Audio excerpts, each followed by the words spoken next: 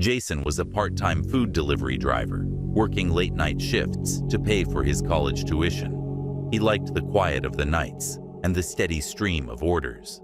The streets were mostly empty after 10 p.m., and the customers, though sometimes a bit odd, rarely caused trouble. But one particular night, Jason found himself in a situation he could never have imagined. It was nearing midnight when the app chimed with a new order. The restaurant was a small 24-hour burger joint on the edge of town, and the delivery address was even farther out, near the woods. The payout was enticing, though, $60 for one meal. Jason hesitated. It wasn't uncommon for late-night orders to be from drunk partygoers or insomniacs with a craving, but something about the address felt off. The house wasn't even in a proper neighborhood. It was deep in the woods, miles away from the nearest streetlight. Still, Jason reasoned that $60 was worth the extra drive. He picked up the food, a double cheeseburger, fries, and a milkshake, and headed toward the address. The drive took longer than expected. The GPS led him down narrow, winding roads, the kind where trees loomed overhead, blocking out the moonlight. Jason tried to shake off the growing sense of unease. "It's just a house in the woods," he muttered to himself. "People live in weird places." Finally, the GPS announced he had arrived. Jason slowed to a stop, but there was no house, just an overgrown gravel driveway leading into the dense forest. He double-checked the app. The pin was correct. Swallowing his nerves, Jason turned onto the driveway, his headlights cutting through the darkness. The trees seemed to close in around him as he drove, their branches scraping against his car like skeletal fingers. After what felt like an eternity, he spotted a house. It was old, with peeling paint and boarded-up windows. The front door was slightly ajar, swinging gently in the breeze. Jason parked the car, grabbed the food, and stepped out. The air was cold and unnaturally still. He felt as though he were being watched. As he approached the house, he noticed a faint light coming from a window on the second floor. "Hello?" Jason called out, standing on the porch. "Your food's here." No answer. He knocked on the door, which creaked open wider with the force of his hand. Against his better judgment, he stepped inside. The interior was eerily quiet, save for the distant hum of something electrical. The house smelled of mildew and something else, something metallic. "Hello?" he called again, his voice echoing in the empty space. A faint voice responded. "Upstairs." Jason froze. The voice was barely audible, hoarse and weak. It sounded like whoever it was needed help. He hesitated, but then reasoned that someone might be hurt. He climbed the creaking staircase, the food bag dangling from his hand. The light from the window grew brighter as he reached the landing. It was coming from a room at the end of the hallway. The door was slightly open, and the faint voice called out again, "In here." Jason pushed the door open and immediately regretted it. The room was empty, save for a small table in the center. On it sat an old cassette player, the source of the voice. It crackled to life, repeating the words, "In here, in here," over and over. Jason's stomach dropped. Someone had set this up. He spun around to leave, but the hallway behind him was no longer empty. A figure stood there, tall and still, wearing a mask carved from wood. "Thanks for bringing the food," the figure said in a deep, distorted voice. Jason bolted back into the room, slamming the door shut. He fumbled for his phone, but it slipped from his hands. Before he could pick it up, the door began to creak open, slowly, deliberately. Jason grabbed the nearest object, a lamp, and hurled it at the figure as it entered. It shattered on impact, but the masked figure didn't flinch. Instead, it tilted its head, as if amused.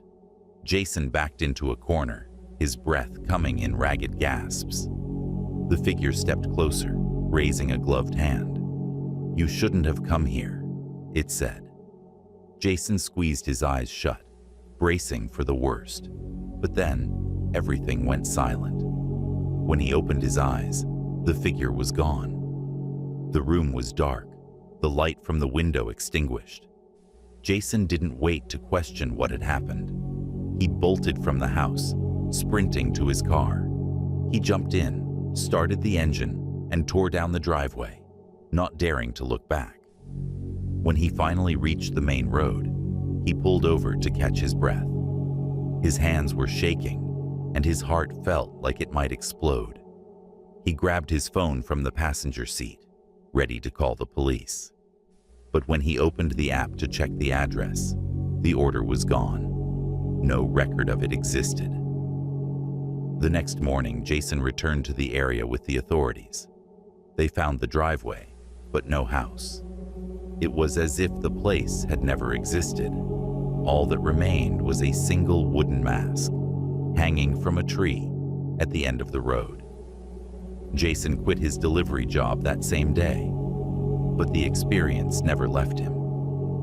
Sometimes, when driving late at night, he swore he could see headlights in his rearview mirror, following him. But when he looked again, the road was always empty.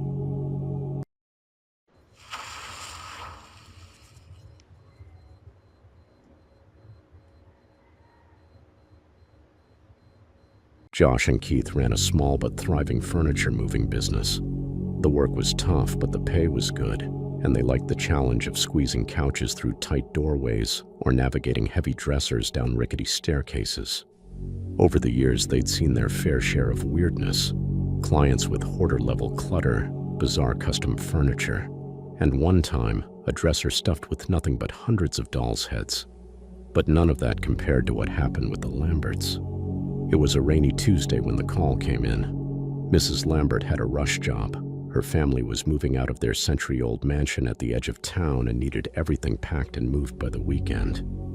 The house had been sold, she explained, but the new owners wouldn't allow them to leave anything behind. Not even the furniture they claimed was already there when they moved in. Josh and Keith agreed, though the urgency seemed odd. When they arrived at the Lambert house the next day, it loomed over them like a dark shadow. The mansion was massive, its Gothic architecture and overgrown grounds giving it an air of abandonment despite the lights glowing faintly in the windows. Mrs. Lambert greeted them at the door. She was a pale, nervous woman with darting eyes and a voice that trembled. "The house, it's not friendly," she said, wringing her hands. "We just need everything out." The men exchanged a glance but shrugged it off. Money was money. Inside, the house was eerily cold, despite the summer heat outside. The furniture was beautiful but peculiar. Towering armoires with ornate carvings, fainting couches upholstered in faded crimson velvet, and a grand dining table so large it barely fit in the room. None of it looked modern or even functional. "Weird taste," Keith muttered as they began loading the truck. But as the day wore on, both men started to feel uneasy. It wasn't just the oppressive silence or the faint smell of mildew. It was the sense of being watched. "Did you see that?" Josh asked at one point, glancing toward a darkened hallway. "See what?" Keith replied. Josh hesitated. He could have sworn he'd seen something, a shadow maybe, or the brief flicker of movement. "Nothing. Let's just get this done." By mid-afternoon, the feeling had grown worse. The furniture seemed almost heavier than it should have been. Keith joked that it was cursed, but neither of them laughed. When they began tackling the upstairs bedrooms, the air grew heavier, almost suffocating. In one room, they found a large wardrobe standing alone against the wall. Its wood was dark, its surface etched with strange, almost tribal designs. "This thing's gonna be a pain," Josh groaned, grabbing one end.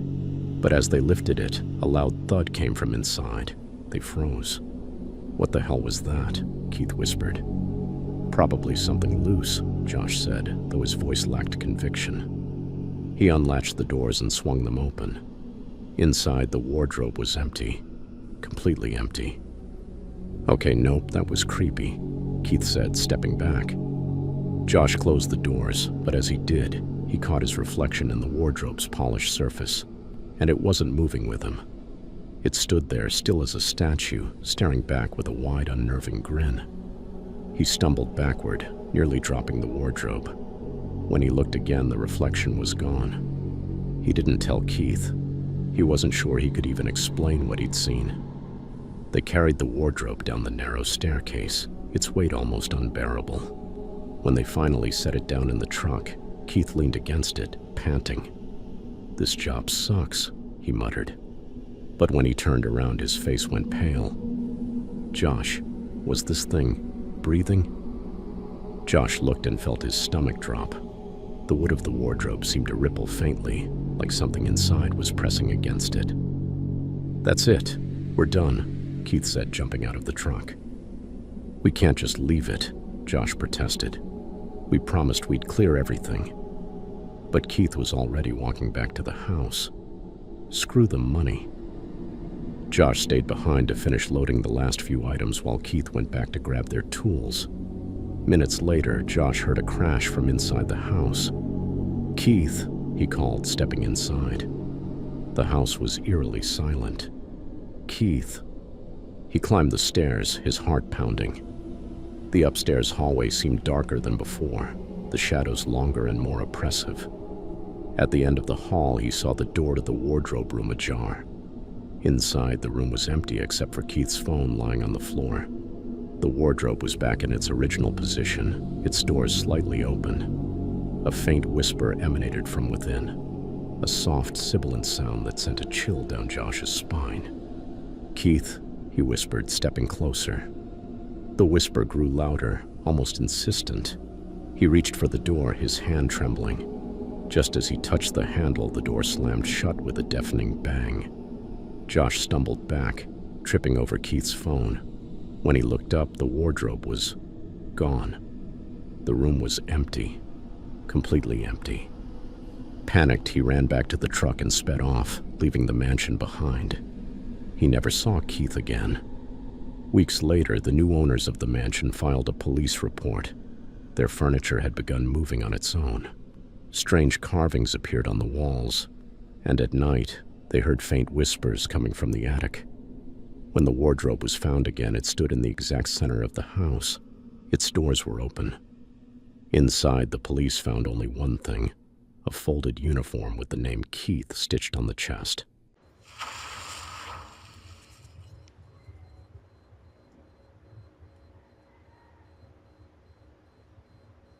The customer in apartment 6C, Maria, was new to food delivery.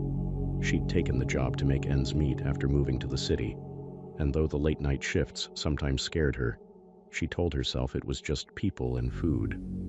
What was there to worry about? But one night she learned the answer to that question in a way she'd never forget. It was close to 11 p.m., and her shift was almost over when the app buzzed with a new order. It was from a Chinese restaurant a few blocks away, delivering to an old apartment building on the city's edge.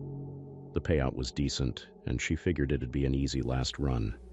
The customer's name was listed as Eleanor, and the delivery was for apartment 6C. Maria drove to the restaurant, picked up the food, and made her way to the building. It was a hulking, decrepit structure from the 1950s, with cracked bricks and broken windows, the kind of place you'd pass by without a second glance.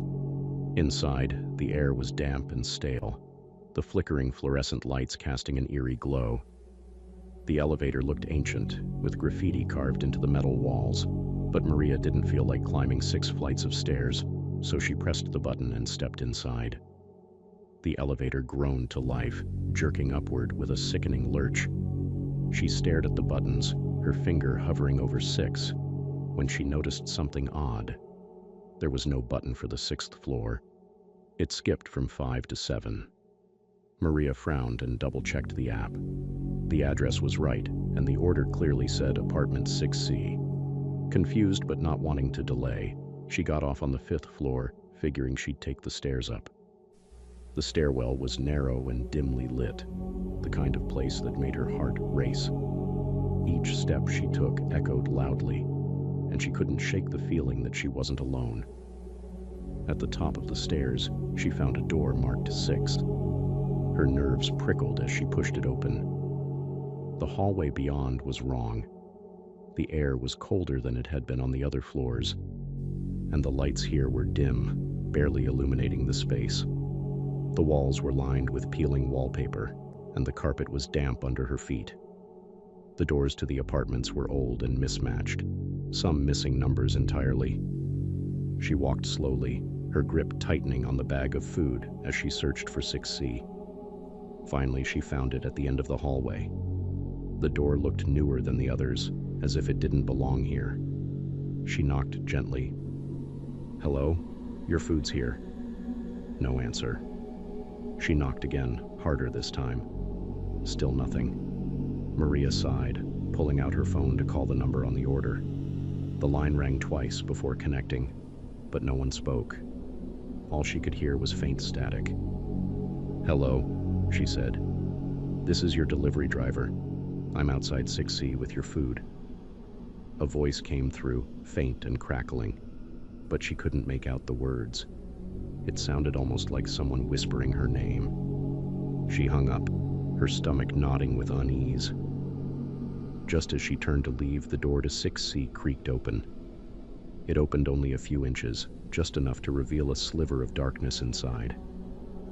Maria hesitated, then called out, "I'm just going to leave the food here, okay?" She crouched down to set the bag on the floor, but before she could straighten up, something slid out from the darkness of the apartment, a small envelope. It landed at her feet. Her breath caught as she stared at it. The envelope was old and yellowed, with her name scrawled across the front in shaky handwriting. Maria, her full name. She froze. How did they know her name? She hadn't even given her last name on the app. A faint whisper came from inside the apartment.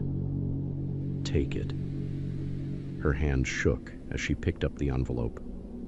She wanted to run, but something compelled her to stay, to open it. Inside was a single photograph. Her stomach dropped as she recognized the image. It was of her, standing outside the building, holding the bag of food. The picture was taken minutes ago. She stumbled back, dropping the photo, her mind racing. Who was inside? How had they taken that picture? She turned to run, but stopped short when she heard the door to 6C creak open wider. A shadow stretched out across the hallway, impossibly long, as if the figure inside were much taller than the doorway itself. "Don't go!" The whisper came again, louder this time, and it was coming from everywhere, inside her head, from the walls, from the floor. The light in the hallway flickered violently, plunging her into brief moments of darkness. When the light stabilized, she saw it. A tall, gaunt figure standing in the doorway of 6C. Its face was featureless, smooth as porcelain, with no eyes, nose, or mouth. But somehow, she knew it was watching her. Maria bolted. She sprinted down the hall, throwing open the door to the stairwell. Her feet barely touched the steps as she descended, the sound of heavy, echoing footsteps following her. She reached the 5th floor and tore through the hallway, slamming her fist against the elevator button. The footsteps grew louder, closer. The elevator doors finally slid open, and she dove inside, frantically pressing the ground floor button. As the doors began to close, she caught one last glimpse of the hallway. The figure stood at the far end, still as a statue, but its head tilted, almost as if it were smiling, even without a mouth. The doors shut, and the elevator descended. Maria's chest heaved as she tried to catch her breath. When the elevator stopped, she didn't wait for the doors to fully open. She burst out into the lobby and ran to her car, not stopping until she was inside with the doors locked. The next day, Maria tried to report the incident to her manager, but when she looked at her delivery history, the order wasn't there. No record of apartment 6C existed, and the building she'd visited was listed as condemned. No one had lived there for over 20 years. Maria quit the job that day. But sometimes at night, she dreams of the photo, the one with her name on, and in those dreams, she swears the shadowy figure is getting closer.